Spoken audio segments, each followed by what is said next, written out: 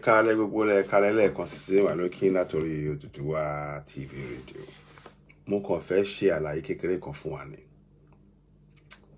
Lápá òsì tẹ́ ń wò yìí, àwòrán èṣù tí wọ́n eré èṣù òun lẹ́ ń wò yẹn, eré èṣù. Kò sí ahọ́n tó gùn ọ́, tẹ́rí bó ṣe dúró, tẹ́rí ìmúra èṣù. Kò sí nǹkan kan tó jọ pé bóyá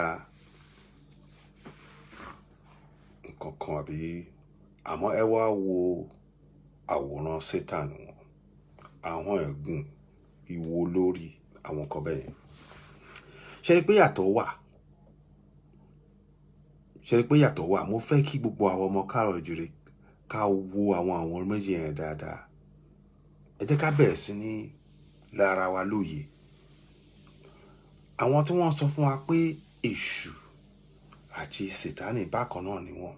Ṣé ti rí pé wọn kì í ṣe bẹ́ẹ̀ rárá ni? Wọn ò jọra rárá ni. Èṣù yàtọ̀ sí Sátánì wọn. Òrìṣà ni èṣù jẹ́ fáwa. Àmọ́ tí Sátánì jẹ́ fáwọn Ọlọ́run, àmọ́ òrìṣà tiwa ní èṣù. Ẹ má dàpọ̀ rárá. Ẹ ṣé lọ́pọ̀lọpọ̀ season wà lórí Oduduwa TV rédíò.